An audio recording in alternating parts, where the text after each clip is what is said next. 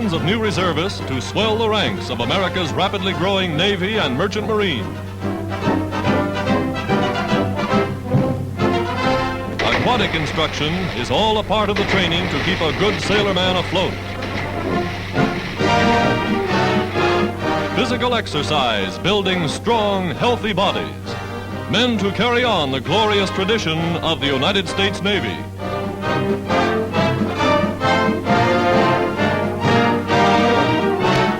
In summer whites, the school salutes men who have been promoted from the ranks.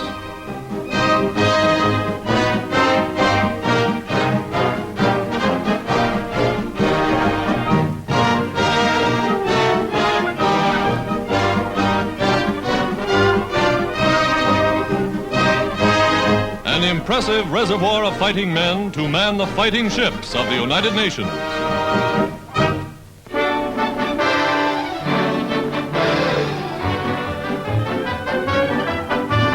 Surf bathing in Australia is quite a sport.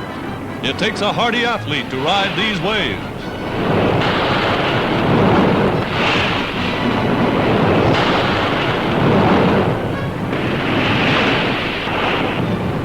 Coming in on breakers at top speed, they handle their rubber surfboards with remarkable skill.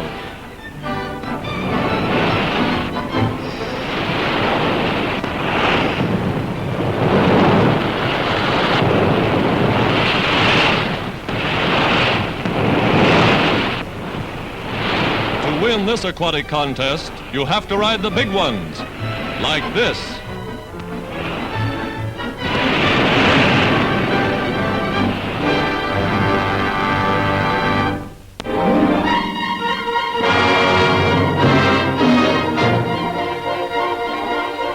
Final chapter in the United Nations drive to seal the doom of the Axis in North Africa. Americans of the 2nd Army Corps on the road to Bizerte. Armored brigades clearing a path for the infantry.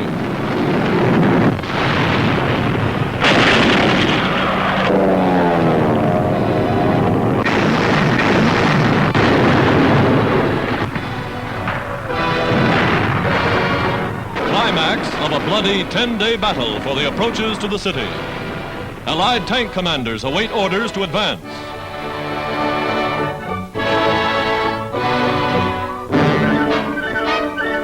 Wrecked German panzers are strewn like mileposts along the road of retreat.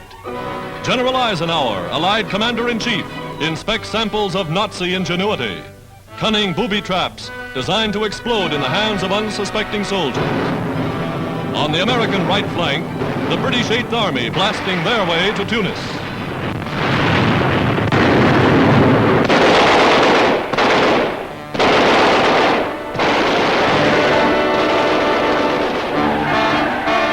Town after town falls to the Allies. Eagerly, a liberated people destroy all reminders of the Nazi occupation. General Sir Bernard Montgomery, leader of the gallant 8th Army, is the man of the hour.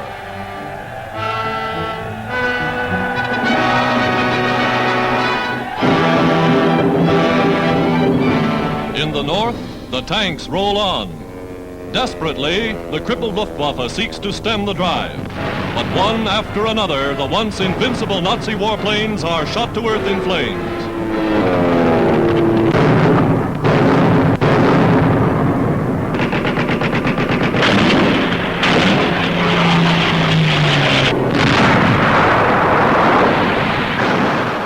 Across Lake Bizerte, U.S. artillery reduces the Nazi-held naval base.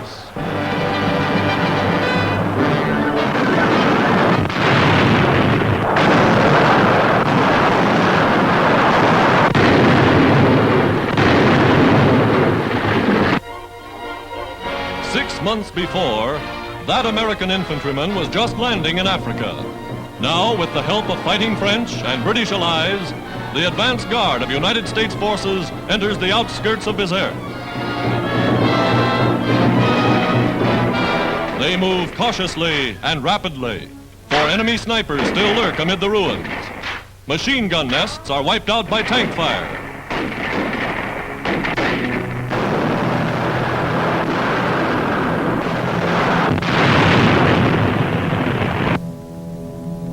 Street by street, they searched the city, surprised to find no signs of the expected Nazi resistance.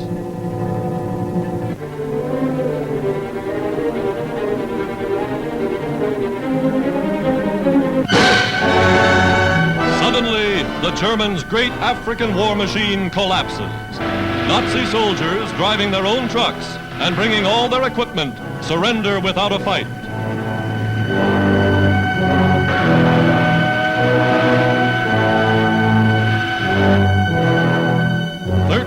Nazi generals are captured in the roundup.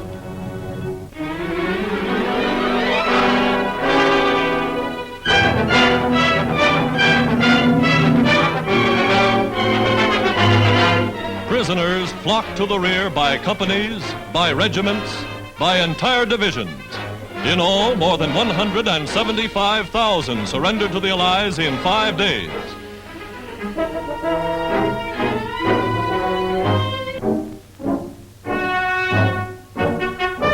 Well-clothed, well-equipped, and seemingly well-fed, the Nazis simply threw down their weapons and threw up their hands.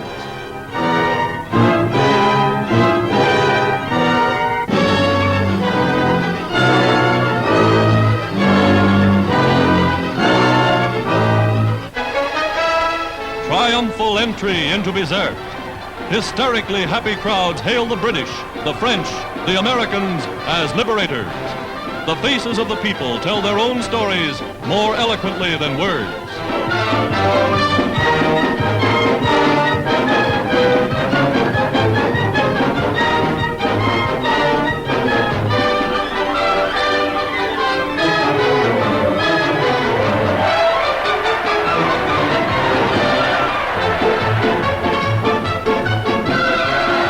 Scenes of jubilation that are being repeated throughout all Tunisia.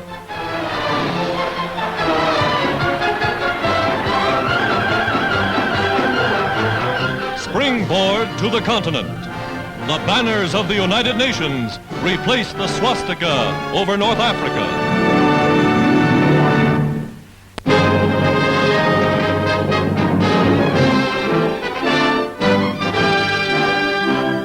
In Washington, President Roosevelt and Prime Minister Churchill meet with the Pacific War Council to decide when and where the Allies will next strike.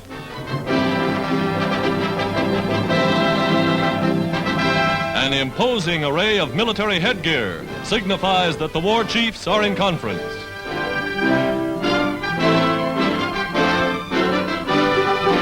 Here, the Allied High Command, with General Marshall, United States Chief of Staff, plans the strategy of global war. On the White House lawn, the Joint Command, British and American. Churchill, Lion of Britain. Roosevelt, Man of Destiny. Their terms to the Axis, unconditional surrender.